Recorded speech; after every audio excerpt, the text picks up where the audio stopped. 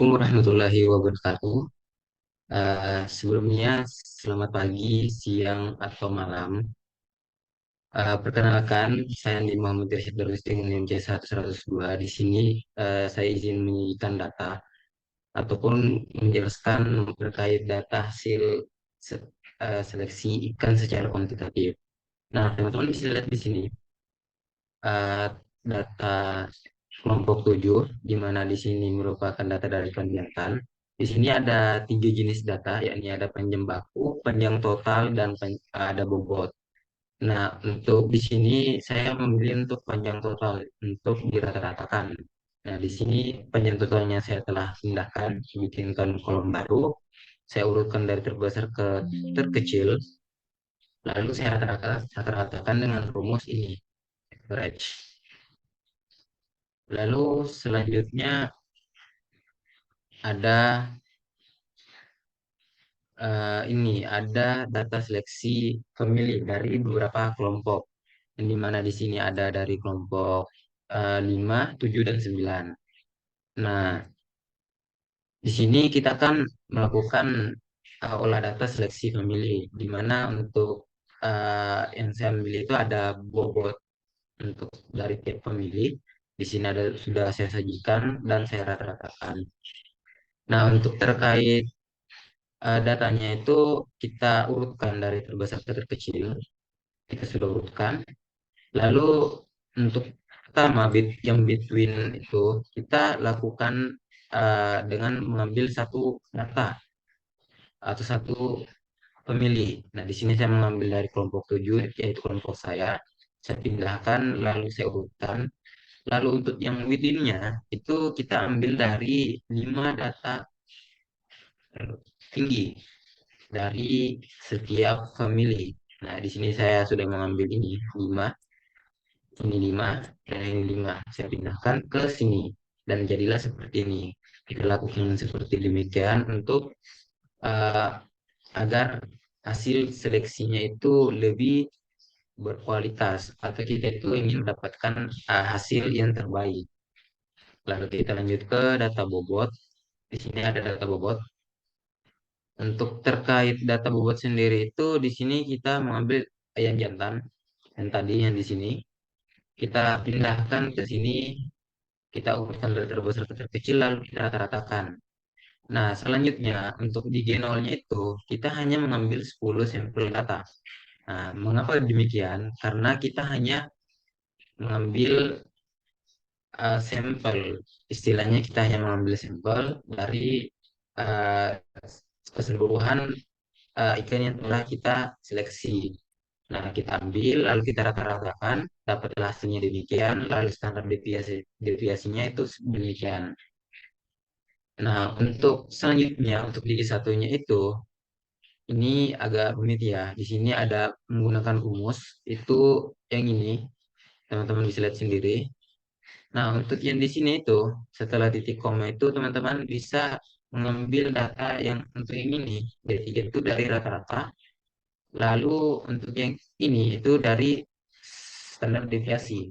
Lalu di copy setelah hasilnya kita enter keluar, kita copy ke bawah. Seperti ini kita copy ke bawah.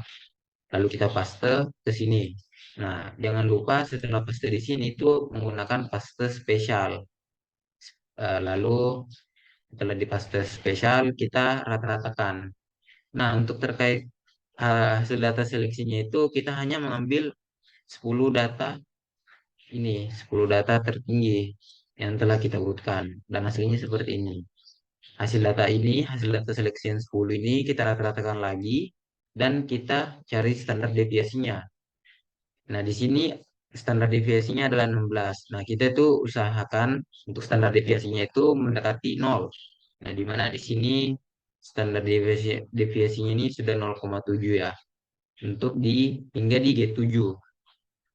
Nah, setelah kita dapat hasilnya tadi, kita lanjut ke genetik gain. Ini ada rumusnya. Untuk data G0 sampai G7 itu kita dapatkan dari sini, teman-teman. Dari rata-rata yang ini. Di sini ya. Rata-rata yang ini G0 rata-ratanya ini. Nah, 227. 227. Lalu begitu pun seterusnya hingga yang terakhir. Get G, G apa genetik gen 1 itu hingga gen genetik gen 7 itu kita dapatkan dari rumus yang ini, yang di atas ini. Lalu kita lalu kita lanjutkan dengan pengambilan data yang ini. Ini datanya diambil dari sini. Maaf, datanya kita ambil dari yang ini, dari gen yang paling dekat atau yang paling terbaru, yang mana itu adalah G7. Kita ambil, lalu kita lakukan pembulatan dengan rumus ini, dapatlah hasilnya demikian. Lalu kita ingin mencari tahu berapa jumlah data yang telah kita dapatkan ini. Semisal 346 itu berapa, 345 itu berapa. Nah, kita ambil dulu untuk berapa modus datanya. Lalu ini adalah jumlah datanya. Jadi 346 itu ada dua dan seterusnya. Lalu kita lanjutkan dengan eh, chart itu untuk X dan Y-nya itu. Untuk X-nya itu kita dapatkan dari hasil yang ini, rumus average. Yang untuk yang ini, average yang ini, rata-rata yang ini. Lalu yang untuk yang ini kita samakan saja yang di atas. Lalu yang Y ini, karena di sini 300 kita ambil 3, lalu di sini di bawahnya 0. Lalu kita lanjutkan dengan pembuatan chart itu, kita ke insert, pembuatan recommend charts. Itu pertama teman-teman blok ini, lalu klik ini, lalu cari yang ini, yang lain, yang lain. Nah, teman-teman bisa pencet, dan nanti akan keluar seperti ini. Teman-teman pencet yang garis biru ini, lalu select data. Lalu nanti teman-teman bisa add di sini, terus raise X value-nya itu teman-teman bisa blok yang ini, dan untuk yang Y-nya itu teman-teman bisa ambil yang ini, blok yang ini. Nah, nanti teman-teman jika sudah, teman-teman tinggal oke dan keluarlah hasil data yang ini. Nah, mungkin sekian dari saya hasil olah data yang telah saya lakukan. Sekian, Assalamualaikum warahmatullahi wabarakatuh.